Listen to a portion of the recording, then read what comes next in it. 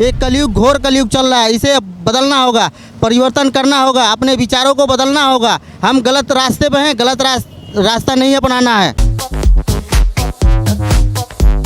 नमस्कार, मैं जय निवास, टाइम्स लाइव इंडिया में आपका स्वागत है। जैसा कि आपके स्क्रीन के पीछे कई तरह के कलरफुल रंग बिरंगी तस्वीरें दिख रहा है और ये तस्वीरें नशा के खिलाफ है। जी हाँ, हम आ चुके हैं ऐसे शख्सियत, ऐसे वर्दीधारी व्यक्ति के पास। इनका नाम गोविंद गौड़ है और ये गायत्री परिवार से हैं और कई चीज़ों का प्रचार प्रसार करते हैं। आइए हम इनसे जानते हैं इनका उद्देश्य क्या है, किस कामों में लगे हैं और इस उम्र में अगर ये इस धंधे में लगे हैं, इस काम में लगे हैं, इस लक्ष्य की ओर लगे हैं तो जीविकोपार्जन परिवार का क्या हाल चाल है, इस दिल्ली में क्या कुछ कर रहे हैं। और आपको सबसे पहले बता दूं, यह बाईपास मुकरबा चौक फ्लाईओवर के बीचों बीच ऊपर फुटपाथ पर यह मजमा आप देख रहे हैं। सबसे पहले आप अपने दर्शकों का परिचय बताइए। नमस्कार, हमारा नाम गोविंद है। हम गायत्री परिवार से जुड़े हुए हैं। हम विचार क्रांति अभियान को चला रहे हैं। हम जन जन के पास गुरुदेव का विचार पहुंचा रहे हैं। उनका विचार बदलेगा तभी धरती पे स्वर्ग आएगा। यदि विचार नहीं बदलेगा तो स्वर्ग नहीं आएगा। सद्बुद्धि का मंत्र, गायत्री मंत्र दिया जा रहा है। सद्विचार का मंत्र है ये। यदि प्रत्येक व्यक्ति 15 मिनट गायत्री मंत्र जपे तो जितनी भी नेगेटिव विचार हैं उसके मन से निकल जाएंगे और अच्छा विचार आना शुरू हो जाएगा। जो अच्छे काम कर सकते हैं, अच्छा बोल सकते हैं, अच्छा कर सकते हैं। आप इस पेशे में कब से लगे और कैसे प्रेरित हुए, कहाँ से प्रेरणा मिली? ये तो गांव से मिली है। गांव में हमारे सामने गायत्री परिवार के रहते थे तो उन्होंने कहा, बेटे एक गायत्री परिवार में जुड़ोगे तो तुम्हारी सारी समस्या का समाधान हो जाएगा। ये गायत्री परिवार सद्बुद्धि का मंत्र है और इसको रोज़ जपोगे तो तुम्हारे अंदर अच्छे विचार आएंगे और गलत काम करना छोड़ दोगे। और तब से मैं गायत्री मंत्र जपना शुरू कर दिया। क्या आपके साथ ऐसा कुछ परिवर्तन आया है? बहुत परिवर्तन आया है, बहुत ज़्यादा परिवर्तन आया है। मैं बहुत बुरे काम में लिप्त था और जब से मैं गायत्री मंत्र जपा मेरे अंदर अच्छे अच्छे विचार आना शुरू हो गए और मैं अच्छा काम करने लग गया और बहुत सारे भगवान का अनुदान वरदान बरसने लग गए। हर समस्या का समाधान मेरे ही विचार से हो जाता है। गायत्री मंत्र क्या, एक बार जरा बताएं हमारे दर्शकों को। ओम भूर्भुवः स्वः तत्सवितुर्वरेण्यं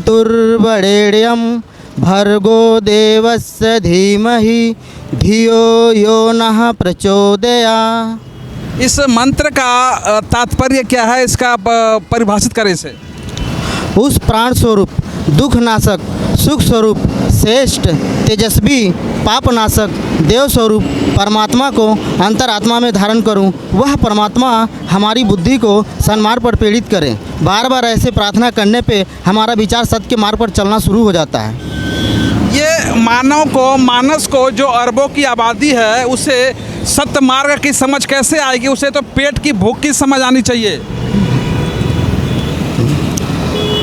इस भागदौड़ ज़िंदगी में जब वो अपने आप को एकदम परेशान हो जाता है, दुखी हो जाता है, तब उसे सोचना चाहिए कि मुझे क्या करना चाहिए।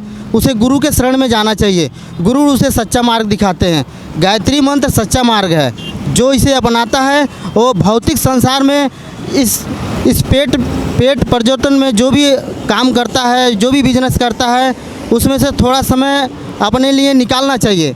24 घंटे का समय परमात्मा ने उसे दिया है। सारा समय उसे खा नहीं जाना चाहिए अकेले।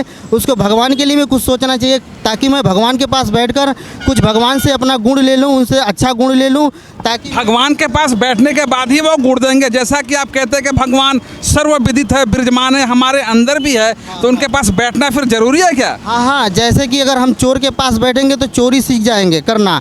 और भगवान और चोर को आप एक समान मानते हैं? नहीं, भगवान और चोर को एक समान नहीं मानते हैं। भगवान प्रतिमा के पास अगर बैठेंगे, मंदिर में जाके बैठेंगे, यदि अपने घर में कोई मंदिर होगा छोटा, वहाँ बैठेंगे और भगवान के सद्गुणों को जब अपने जीवन में उतारेंगे तब आपका विकास होना शुरू हो जाएगा। और जब तक इधर उधर भटकेंगे, अपने अंदर नहीं झांकेंगे, अपनी बुराइयों को नहीं धोएंगे, तब तक कोई परिवर्तन नहीं होगा आपके अंदर। आप कहाँ के रहने वाले हैं और यहाँ कैसे पहुँचे? हम तो गोरखपुर के रहने वाले हैं, यहाँ तो कमाने के लिए आए हैं और इसी में गुरुदेव का भी काम कर रहे हैं। तो आपका विकास किस रूप में और कितना हुआ? हमारा बहुत विकास हो गया है, कोई चीज़ की कमी नहीं है, कोई इच्छाएं नहीं है मन में, कोई लोभ नहीं है, कोई घृणा नहीं है, अहंकार तक खत्म हो गई है, किसी भी प्रकार का दोष नहीं है मेरे अंदर, सब कुछ सही हो रहा है। आप ये दिल्ली शहर में कब से रह रहे हैं? जी मैं तो 10 साल से रह रहा हूँ। आपका अपना घर मकान बन चुका है?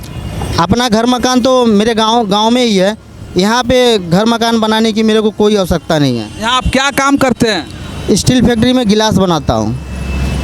वजीरपुर एक औद्योगिक क्षेत्र है, वहाँ स्टील फैक्ट्री में यह गिलास बनाने का काम करते हैं। कहले तो मजदूरी का काम करते हैं और ये पार्ट टाइम कर ले, या फिर इनका माइंड ऐसा कहा, दिमाग ऐसा कहा कि इस और काम करना चाहिए। अब तक आपके संपर्क में ऐसे कितने लोग आ चुके हैं? हमारे संपर्क में बहुत लोग आ चुके हैं, जो मैं गिनती नहीं कर सकता, क्योंकि जो भी लोग मिलते हैं और पूछते हैं भैया निगेटिव जो विचार आ रहे हैं कैसे रुकेंगे, तो उनको हम गायत्री मंत्र का ये चित्र दे देते हैं और कहते हैं रोज़ सुबह 15 मिनट गायत्री मंत्र जरूर करिए। और आगे कहते हैं भैया आपके दिए हुए गायत्री मंत्र से बहुत लाभ हुआ है, बहुत लाभ हुआ है। मैं बहुत दुखी था, मैं बहुत चिड़चिड़ा था, मैं बहुत परेशान था, हैरान था, दुखी था, लेकिन मेरा मन शांति हो रहा है, बिल्कुल शांति की तरफ जा रहा है। किसी भी इच्छा अब परेशान नहीं करती, कोई भी तमन्ना अब रह नहीं रही है मेरे अंदर, सब के सब नष्ट हो रही है। जो फोटो आपने लगा रखा है, ये आप दर्शक देख रहे हैं, इसका मतलब क्या समझाइए, ये क्यों आपने लगाया है? नशा करने से वातावरण खराब होता है, जिसके वजह से गर्भवती महिला का बच्चा जो होता है उसका गर्भ में ही नुकसान होने लगता है, वो अंधा लूला लंगड़ा पैदा होने लगता है, और भी बहुत समस्या आती है, सांस लेने में भी दिक्कत होने लगती है, लोगों को बहुत समस्या है और हृदय में भी परेशानी होती है।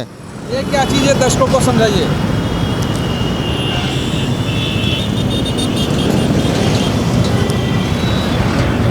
गुरुजी का ज्ञान है ये। यह बच्चे हैं तो ये बच्चे नहीं, बच्चे में भेदभाव क्यों करते हैं हम लोग? स्वाद के चक्कर में, खाने के चक्कर में।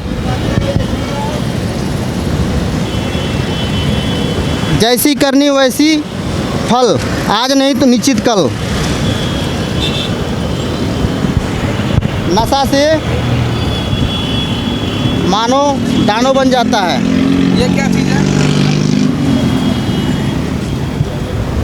मानो की भूख आज बहुत बड़ी समस्या है भारत में।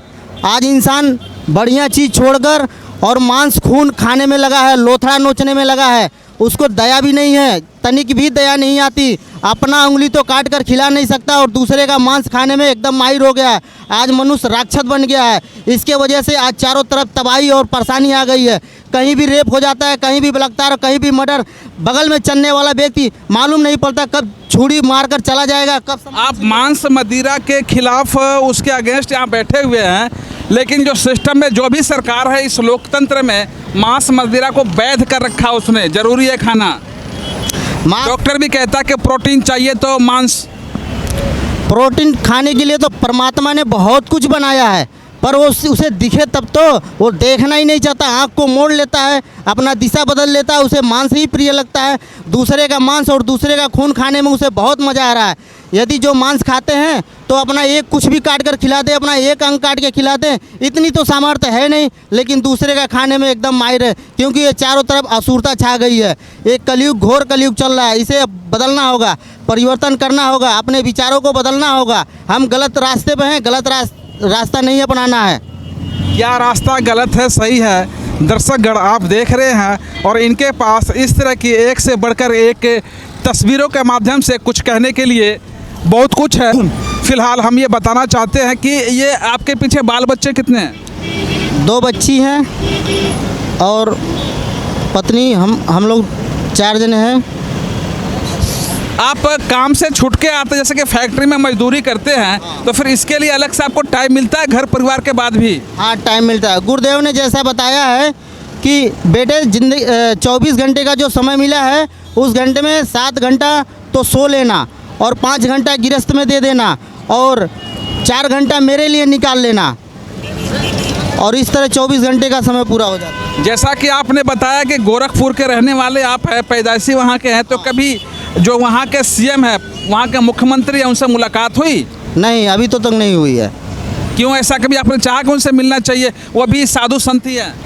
अच्छी बात है, साधु संत है, लेकिन हम गुरुदेव के काम में लगे हुए हैं। किसी से मिलना जुलना मुझे अच्छा नहीं लगता। बस लोगों का विचार बदलने की बहुत ज़रूरी है। मेरे मन में यही तमन्ना है कब कि लोगों का विचार बदल जाए, कब अच्छे मार्ग पर चले जाएं।